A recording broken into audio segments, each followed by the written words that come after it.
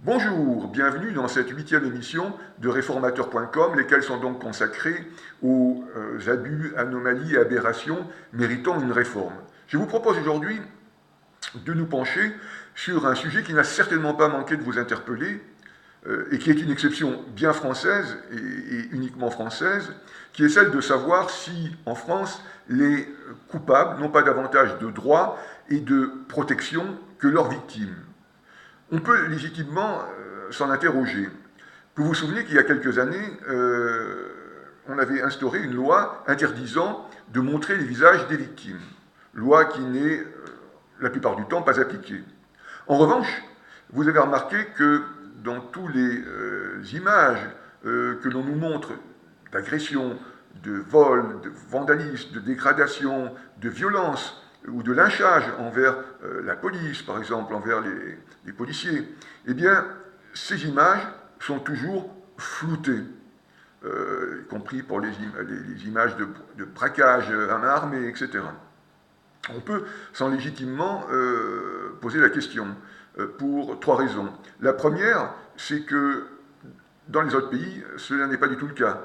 Ces visages ne sont pas floutés, et cela fait d'ailleurs des décennies que l'Allemagne diffuse largement les photos d'agresseurs, de criminels, de délinquants, de personnes recherchées, et offre dans tous les cas une forte récompense à la clé.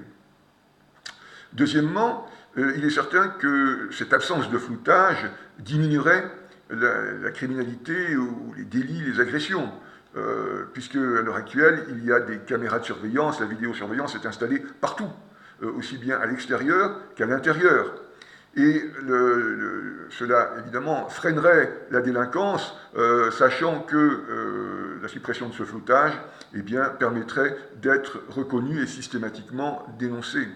La troisième interrogation que l'on peut se faire, c'est sur quelle base, sur quelle légitimité se base-t-on pour imposer ce floutage, et qui l'impose. Il n'y a aucune raison, effectivement, juridique, puisque il est un principe général du droit pénal que tout droit s'efface devant un droit qui lui est supérieur. Ainsi, par exemple, c'est ce qu'on appelle les faits justificatifs, dont fait partie la légitime défense. Le droit de la victime prime celui de l'agresseur.